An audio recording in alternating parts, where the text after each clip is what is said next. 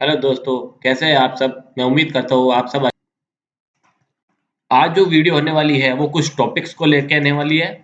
तो जो ग्राम सेवक का जो प्री का रिजल्ट कब तक जारी हो जाएगा, तो उसमें क्या-क्या ऑब्जेक्शंस होगा, कब तक प्री में आंसर की और ऑब्जेक्शन और प्री का एग्जाम जो है उसका फाइनल रिजल्ट कब तक आ जाएगा, और साथ ही साथ जो मेंस टॉपिक जो चल रहा है अभी कि मेंस का एग्जाम कब करवाया जाएगा, कब हो सकता है। उसके साथ-साथ उसके सिलेबस की भी बात करेंगे कि जो मेंस का एग्ज़ाम है, उसमें कितना महत्वपूर्ण निकल सकता है और कौन-सा सिलेबस रहेगा। और काफ़ी लोग कह भी रहे हैं कि कोरोना की वजह से जो एग्ज़ाम है, वो स्थगित भी किया जा सकते हैं। तो ये सब निश्चित काल के लिए है या कुछ टाइम के लिए है, तो उसकी हम यहाँ पे थोड़ी-सी बातचीत करेंगे। और जो संभावनाएँ हमें बनेगी, जो कंप्लीटली होगी, एग्ज़ाम जो करवाए जाएँगे, वो कब तक करवाया जाएगा? उसकी साथ-साथ हम ये भी बात करेंगे कि किसके कितने चांस है, मतलब कि प्रीलिम्स का रिज़ल्ट आने वाला है कि तो किसको कितना नंबर बन रहे हैं और वो अपने आप को सेफ मान सकते हैं। तो यहाँ पे हम इस वीडियो में डिस्कस करेंगे। तो थोड़ी बहुत यहाँ पे हम चीज़ें हैं और उसके साथ-साथ जो सबसे इम्पोर्टेंट चीज़ है, जो बात करेंगे कि काफ़ी ऐसे स्टूडेंट हैं, मतलब बहुत से ऐसे स्टूडेंट हैं जो बार-बार मुझे कमेंट कर रहे हैं कि नॉर्मलाइज़ेशन होना ही चाहिए। तो इस हिसाब से तो चारों जो शिफ्ट में पेपर हुआ है, एक तरीके से देखा जाएगा कि बिल्कुल भी स जो क्वेश्चन का लेवल था वो समान था। तो सभी जो पेपर का जो पैटर्न था वो भी सबका समान रहा था। लेकिन इसमें फिर भी काफ़ी छात्रों का यही डिमांड है और देखने को मिल रहा है कि 10 से 12 नंबर्स का शिफ्ट में अलग-अलग आंसर जो मार्क्स है बन रहे हैं। और नॉर्मलाइज़ेशन इसके बेसिस पे भी वो माँग रहे हैं, डिमांड है कि ला होना चाहिए। तो इस पे भी हम बात करें।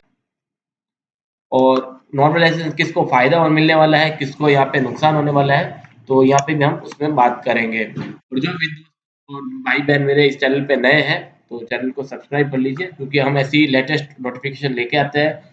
तो आपको भी कभी भी अगर ज़रूरत हो तो डेफ़िनेटली आपको भी उसी वक़्त आपको नोटिफ़िकेशन मिल जाएगा जल्दी, ताकि आप हमारे चैनल को अच्छे से समझ सकें। और वीडियो को आपकी जानकारी के लिए हम लेके आते रहते हैं। तो वीडियो को शुरू कर और वीडियो को एंड तक ज़रूर देखें ताकि आपको अच्छे से समझ में आ जाएगा, और वीडियो को लाइक ज़रूर करें दोस्तों। तो सबसे पहले हम बात करेंगे कि प्री रिजल्ट डेट की आंसर की में, मतलब फर्स्ट पॉइंट है अपना प्री रिजल्ट डेट। तो इसमें हम बात करेंगे आंसर की फर्स्ट पॉइंट। तो देखिए अब आंसर की में ये जो रिजल्ट जो है, ये आंसर की आपकी बहुत जल्दी से जल्दी, मतलब जनवरी के सेकंड वीक के एंड तक ये आने वाली है दोस्तों। और ये कितना ही न्यूज़ है, आप मान के चलिए कि आप सेकंड मान के चलिए, मैक्स टू मैक्स 10 से लेके 13 जनवरी तक ये आपका जो रिज़ल्ट है, सॉरी, ये जो आंसर की है, वो आपका आने वाला है। ठीक है दोस्तों, तो ये दो आने वाला है बहुत जल्दी। तो आप लोग इसके आंसर के आने के बाद 2 से 3 दिन बाद, तो 2-3 दिन तक आप इसके ऑब्जेक्शन लगवा सकते हैं। ठीक है दोस्तों, अगर कोई भी एग्ज़ाम होती है, तो मैक्सिमम आप ये 2 या 3 दिन मान के चलिए, 2 या 3 दिन का टाइम मिलता है, उसमें हम ऑब्जेक्शन लगा सकते हैं। और 2-3 दिन के अंदर ही हमें लगाना पड़ता है, उसके बाद जो पोर्टल है वो डिस्कनेक्ट हो जाता है, लिंक डिस्कनेक्ट हो जाता है। तो आपके जो आप और इस 2-3 दिन के अंदर जो ऑब्जेक्शन लेंगे आपकी बारी फाइनल रिजल्ट की। तो फाइनल रिजल्ट जैसे घोषित होगा तो वो प्री के लिए होगा सबसे पहले। तो प्री की जो हम मान के चलते हैं, अगर संभावना जो देख रही है हमें मिल रही है, तो वो मान के चलते हैं हम 20 से लेके 22 तारीख तक की जो है फाइनल रिजल्ट है वो प्री के लिए आने की हमें संभावित डेट लग रही है। इस डेट के बीच में ये आ सकता है। तो हालाँकि इतनी तेज़ प्रक्रिया चल रही है, लेकिन इस वैकेंसीज़ के लिए, इससे पहले जो भी वैकेंसीज़ थी, इतनी फ़ास्ट मतलब प्रोसेस नहीं किया गया था रिज़ल्ट के लिए, लेकिन वीडियो के लिए बहुत ही ज़्यादा यहाँ पे प्रोसेस किया गया है। और विभाग के जो अध्यक्ष हैं, बयान दिया गया है कि इस भर्ती को सुनिश्चित के लिए जो हमारा बनाया गया है कि जो उनका एक कमेंट था, एक बयान था कि हमें ये जो भर्ती है, वो फरवरी और मार्च के अंदर हम मेंस का एग्ज़ाम करवा देंगे। तो इसीलिए इससे पहले जितने भी, अगर फरवरी और मार्च में अगर एग्ज़ाम करवाना है, तो उससे पहले ये सारी जो प्रोसेस है, ये प्री के लिए वो सारी क्लियर करनी पड़ेगी दोस्तों। इसीलिए मान के चलता है तो जनवरी के 20 से 25 तक आप मान के चलिए कि जो रिजल्ट है वो आपका आ जाएगा। और अगर जो मेंस का अगर आप मान के चलते हैं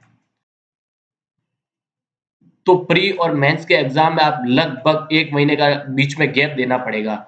तो आप ये 25 जनवरी अगर हम मान के चलते हैं तो 25 जनवरी प्री का फाइनल, तो आप मान के चलिए कि 25 फरवरी तक आपका जो है मेंस का जो है मेंस का आप मान के चलिए दोस्तों। तो जनवरी 25 आप मान के चलिए आपका जो रिजल्ट जारी हो जाएगा प्री के लिए दोस्तों। और साथ ही साथ हम इस वीडियो में बात करने वाले हैं कट ऑफ की भी कि कट ऑफ क्या रहने वाली है। तो वीडियो के एंड तक बने रहे ताकि आपको कट ऑफ को भी हम अच्छे से समझा सकते हैं। तो कट ऑफ आप मान के चलिए कि फाइनल रिजल्ट जो 25 तारीख जो हमने बताया था, तो ये लगभग उसी के टाइम पे आने वाली है, उससे कुछ दिन पहले ही आपका आ जाएगा। तो ये हम फाइनल रिजल्ट से पहले कट ऑफ आ जाएगा और कट ऑफ के जस्ट आप 1 या 2 दिन के बाद आपका जो रिजल्ट है वो भी जारी हो जाएगा दोस्तों। अब हम बात कर देते हैं मेंस एग्जाम एंड सिलेबस की। तो यहाँ पे मेंस एग्जाम के लिए बहुत दोस्तों के और मेरे भाई बहनों के कंफ्यूजन चल रहा है। तो वो क्या कि सबसे जो मेन कंफ्यूजन है कि जो ओमिक्रॉन वायरस जो अभी चल रहा है, तो उसकी वजह से क्या जो एग्जाम डेट है वो आगे बढ़ाए जा सकते हैं। तो अभी जो विभाग ने कैलेंडर के बेसिस पे विभाग के कैलेंडर के बेसिस पे बताया है कि फरवरी के अंदर मेंस का एग्जाम यहाँ पे करवा दिया जाएगा। तो इस हिसाब से यहाँ पे प्री का भी यहाँ पे बताया जा रहा है कि प्री का टाइम तो ले दिया गया है अभी तक। तो वीडियो का मेन भी एग्जाम हो चुका है, तो लगभग ये फरवरी तक ये आपका रिजल्ट हो जाएगा। तो लगभग हाल फिलहाल ओमिक्रॉन जो कोरोना वायरस है तो उसके बेसिस पे या उसके लिए अभी ऐसी कोई भी इंफॉर्मेशन नहीं दी गई है विभाग द्वारा कि ये रिजल्ट है जो थोड़ा या सॉरी जो एग्जाम है वो थोड़ा डिले किया जाएगा। तो अभी भी ऐसे एग्जाम बहुत सारे हैं जो अभी भी हो रहे हैं, लेकिन एग्जाम तो कंटिन्यू किए जा रहे हैं अभी तक। तो अगर ऐसा ही कुछ होता तो सावधानी बरत ली जाती, अगर ऐसा कुछ होता तो अभी से ही सावधानी बरत ली जाती थी। लेकिन अभी ऐसे कोई भी प्रकार का नोटिफिकेशन या कोई भी आदेश जारी नहीं हुआ है कि कोरोना वायरस ओमिक्रॉन वायरस की वजह से जो एग्जाम की डेट है वो स्थगित की जा रही है। ऐसा किसी भी तरह का कोई इन्फॉर्मेशन नहीं दिया गया है। तो अब हम इस वीडियो में थोड़ा सिलेबस की बात कर लेते हैं कि सिलेबस क्या रहने वाला है। हालांकि विभाग द्वारा अभी तक कोई भी मेंस के लिए कोई भी अलग सा सिलेबस नहीं डिसाइड किया। हाँ, ये लगता है कि जो प्री का रिजल्ट आएगा तो उससे पहले पहले मेंस के लिए जो भी सिलेबस होगा वो यहाँ पे डिक्लेयर कर दिया जाएगा। और इस बार विभाग पर बहुत ज्यादा प्रेशर है, तो इसीलिए सिलेबस जो आएगा वो पूरा पॉइंट टू पॉइंट आएगा, हर एक चीज को लेकर पूरा विस्तार से हर एक सिलेबस को अच्छे से बता। आपने शायद देखे होंगे कि ऐसा कुछ जो मैथ में है या जीके में है या कंप्यूटर में ऐसे क्वेश्चन है जो विवाद वाले। तो उन सभी को ध्यान में रखते हुए विभाग जो एक ऐसा प्रकार का एक सिलेबस जारी करेगी जो आपको टॉपिक वाइज क्लियर करने के लिए या पढ़। जब तक आप अभी तक अगर आपके लोगों के लिए सिलेबस नहीं आ रहा है तो जो प्री का सिलेबस है उसी के आधार पे आप मेंस के लिए तैयारी करना शुरू कर दीजिए दोस्तों। हो सकता है कि एक या दो टॉपिक इसमें ऐड कर दिए, लेकिन यह है कि आप प्री का भी सिलेबस को भी रीड कर दिया जाएगा। वो बात की बात है, जब नोटिफिकेशन जारी होगा तो उसमें हम अच्छे से समझ सकते हैं कि कौन सा और सिलेबस है जो ऐड हुआ है। लेकिन ये है कि हम उस निश्चित जो अलग जो टॉपिक ऐड हुए होंगे हम उनकी अच्छे से तैयारी कर पाएंगे, और जो उससे पहले है वो प्री के सिलेबस के बेसिस पे हम अभी करंटली उसको तैयारी कर। और जो प्री का जो सिलेबस था हम अभी हमारे पास टाइम है तो उसके बेसिस पे हम अपने प्री के सिलेबस को बहुत अच्छे से उसको प्रिपेयर कर सके, और जो कमी हुई हो तो मे भी उसको हम यहाँ पे अब क्लियर कर सके और अच्छे से हम उसको मजबूत बना सके। क्योंकि इस एग्जाम में जो मौका मिल रहा है हमें अभी वो वापस कभी नहीं मिलने वाला है दोस्तों। तो इसीलिए बेटर रहेगा कि आप इस एग्जाम से पहले पहले मेंस के एग्जाम से पहले पहले प्री के जो सिलेबस जो था उसको अच्छे से तैयारी कर लीजिए। और जो विभाग जारी करेगा अगर कोई एक दो सिलेबस और ऐड करता है तो हम उसको बाद में अच्छे से आपको मेंस के एग्जाम से पहले से अच्छे से तैयारी कर सकते हैं। तो रीट और एसआई की जो भर्ती हुई थी और पटवार की अगर ज्वाइनिंग दे देते हैं तो ये आपकी कंपटीशन बहुत ही इसमें कम हो जाएगा, मतलब बिल्कुल खत्म जैसा हो जाएगा आप लोगों के लिए। तो हम लोगों को आपको ये हम बताने जा रहे हैं कट ऑफ के लिए। तो आप अच्छे से ध्यान दीजिएगा दोस्तों और अच्छे से समझिएगा। तो सबसे पहले हम बात करेंगे जनरल ओबीसी ईडब्ल्यूएस एमबीसी की। तो इन सभी, तो आप लोगों ने देखा होगा पहले ही कि जो एसआई की जो कट ऑफ थी या हम रिट की कट ऑफ थी तो इन चारों की जो कट ऑफ है वो बिल्कुल दोस्तों सेम रही है। तो इस बार भी हमें लग रहा है कि जो वीडियो में है, इस बार भी हमें लग रहा है कि वो कट ऑफ सेम देखने को मिल सकती है। तो अगर हम यहाँ पे अगर मेल कैंडिडेट की बात करते हैं, तो उन लोग यहाँ पे मेल के लिए 50 से 55 पर जो अगर बन रहे हैं, तो आप अपने आप को यहाँ पे सेफ मान सकते हैं। आपका यहाँ पे निश्चित तौर से सिलेक्शन होने वाला है। आप अपने आप को यहाँ पे सेफ ज़ोन में कवर करके चले दोस्तों। और जिन विद्यार्थियों के 55 प्लस आ रहे हैं, उनको तो किसी प्रकार की टेंशन लेने की ज़रूरत ही नहीं है दोस्तों। क्योंकि वो पहले से ही दिन से ही मेंस की जो है तैयारी में लग सकते हैं अभी। जिनके 55 प्लस नंबर है, वो पहले से ही अभी तैयारी पे लग जाए। लेकिन अगर जिनके 50 है, तो वो अपने आप को सेफ माने। उनका भी यहाँ पे हो सकता है कि उनका सिलेक्शन यहाँ पे मेंस के लिए बुला सकते हैं। ये हमने मेल कैंडिडेट की बताई है, general, OBC, EWS, MBC category की।